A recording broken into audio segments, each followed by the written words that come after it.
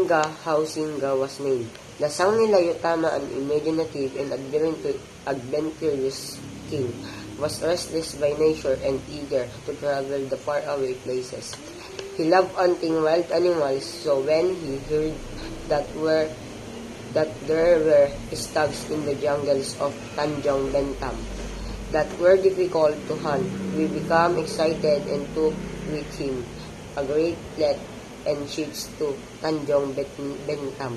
When the king arrived on the island, he and his subjects embarked on a hunting expedition that lasted several hours, during which they slew many wild and savage beasts but found no stags.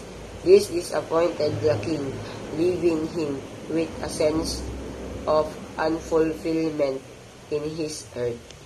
Suddenly, a large stag darted out of the bushes in front of Sang Nila Utama, giving the king a shock, but the king quickly drew his silver dagger and hurled it at the stag, only grazing the animal. The stag began to run, and the king pursued it. Those days it was either on foot or nothing.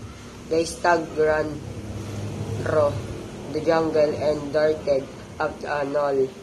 The king followed the stag up the hill, but upon reaching the summit, the stag was nowhere to be seen.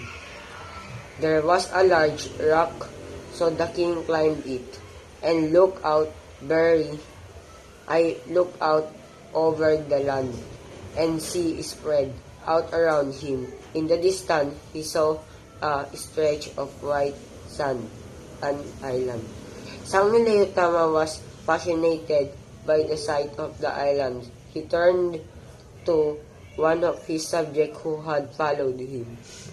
"What is Sang Nila Utama Island?" the king asked. The subject looked into the distance and smiled. "That is Tamesek, your highness. Then we are going there," the king declared. The king ordered his fleet to set sail, and they began their journey toward the island.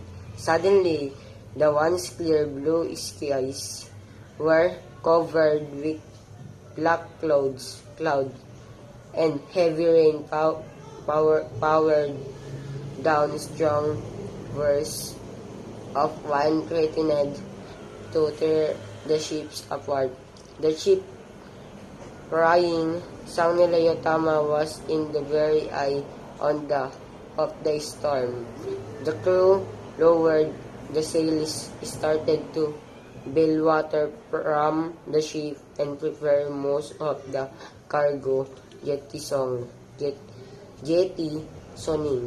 However, an idea came to the king's mind.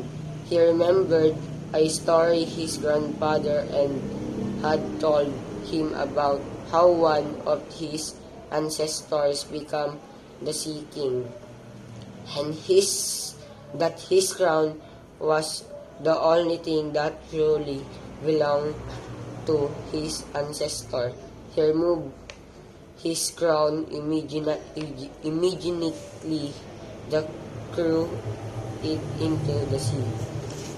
All at once, the storm broke as suddenly as it had started. The skies began to clear, and crew shouted for joy, and they set sail once more for the island of Temasek.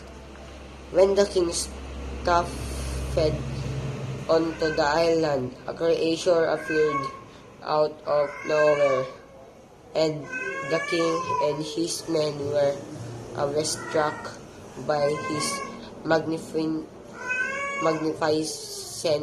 It was large and moved with grace, and a back head covered in a furry mane, a wish-neck neck, and a red body. Then the king drew his bow and arrow, and the beast stared back at him with golden eyes and let out deafening roar before leaping into the jungle.